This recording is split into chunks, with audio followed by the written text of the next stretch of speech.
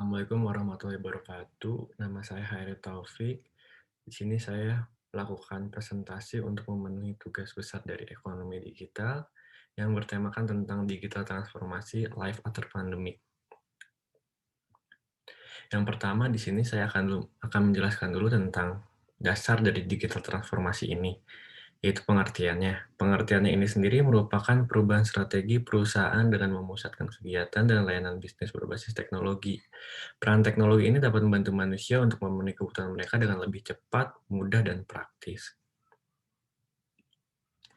Nah, di sini saya akan lebih dalam membahas bagaimana sih yang terjadi setelah pandemi ini terhadap digital transformasinya ini. Yang pertama, digital transformasi ini terjadi sangat masif sekali setelah terjadinya pandemi ini. Yang pertama, seperti saya kasih contoh perusahaannya, seperti layanan Gojek dan Grab. Setelah pandemi ini, penggunaannya menjadi lebih sering karena mereka dapat memesannya via aplikasi handphone. Hanya bermodalkan gadget, kita dapat memesan apa yang kita mau atau mengirimkan barang. Terus untuk misalnya layanan digital streaming seperti Netflix, Amazon Prime, HBO Max, bahkan sekarang ada Disney Hotstar. Bahkan sekarang kita tidak dengan mudah bisa melakukan streaming hanya dengan gadget aja, hanya dapat mendaftarkan account kita dan membayar langganan tersebut. Terus yang ketiga, eee mobile banking juga sekarang sudah menjadi sangat-sangat, hal lumrah karena meskipun, mobile banking booming tidak hanya saat pandemik saja, after pandemic, tapi, setelah pandemi ini pun penggunaan mobile banking terus berkembang karena sekarang, orang-orang membutuhkan hal-hal yang simpel karena, sekarang seperti misalnya Anda memerlukan transfer uang atau apa, hanya tinggal mengklik HP Anda, karena sekarang semuanya bisa diakses melalui gadget, dan itu merupakan salah satu bentuk contoh dari digital transformasi. Tidak hanya itu, seperti marketplace, Tokopedia, bahkan Alibaba, atau misalnya Bukalapak, itu pun merupakan salah satu contoh digital transformasi.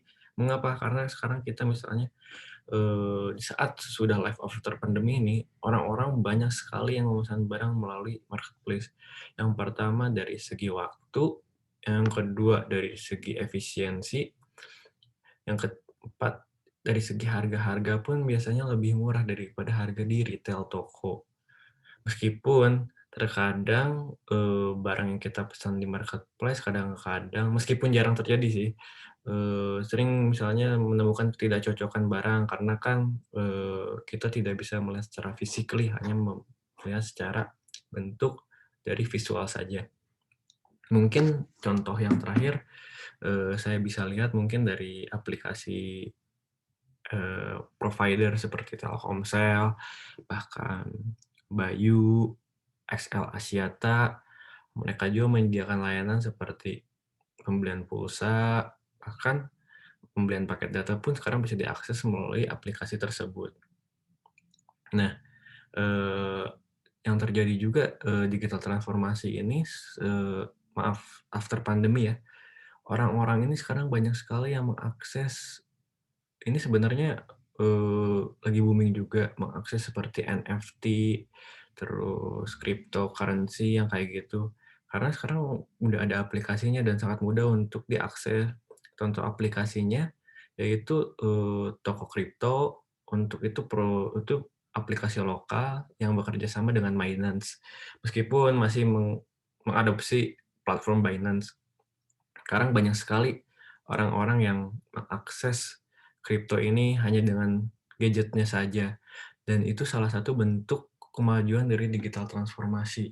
Karena hal ini merupakan, bentuk kita dasar kita, ke dunia yang akan datang nanti ini, sebenarnya ini dasarnya banget karena nanti kan bakal ada metaverse dan lain-lain. Sebenarnya after pandemi ini menimbulkan banyak sekali, eee, pertumbuhan growth yang sangat-sangat menjanjikan karena, tidak hanya dari, aplikasi-aplikasi yang diciptakan, tapi dari pola masyarakat juga menjadi berubah.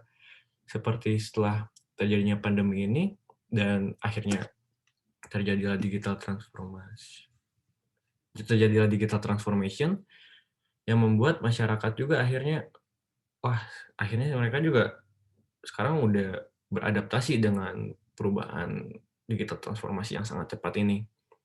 Dan mungkin yang terakhir, mmm, apakah setelah pandemi ini, digital transfer ini sangat suitable dengan kehidupan masyarakat? Tentu menurut saya ini setelah after pandemi ini, pertumbuhan digital transformasi ini sangat-sangat mendukung, produktivitas masyarakat, mulai dari mempermudah untuk kehidupannya sehari-hari, bahkan sekarang setelah digital transformasi ini, setelah pandemi ini, yang booming itu mencari uang sekarang hanya perlu dengan gadget. Kita tidak perlu ribet cari uang bahkan dengan, ya, memodalkan besar-besar atau gimana, tapi sekarang hanya dengan hal yang simpel seperti misalnya kita dapat membeli koin-koin di marketplace kripto itu, ya meskipun kita perlu belajar lagi teknik fundamentalnya secara lebih jelas, secara clear.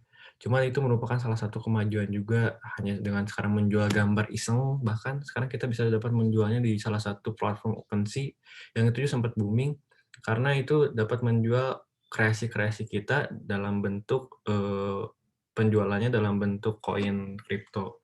Tapi itu bisa di-convert juga nantinya ke rupiah. Mungkin, eee Eee, solu apa, pendapat akhir saya mengatakan kesimpulannya bahwa digital transformasi life after pandemi ini sangat-sangat jelas bahwa ini merupakan salah satu poin yang sangat-sangat positif untuk kita bisa lebih berkembang lebih jauh, karena sekarang masyarakat bisa beradaptasi dengan sesuatu yang baru ini. Bahkan ini merupakan salah satu tahap next level menurut saya yang bisa mendukung produktivitas masyarakat Indonesia ke depannya menjadi yang lebih maju lagi. Mungkin cukup sekian dari saya, Hairi Taufik. Mohon maaf apabila ada kesalahan dalam tutur kata dan penyampaian mungkin. Assalamualaikum warahmatullahi wabarakatuh.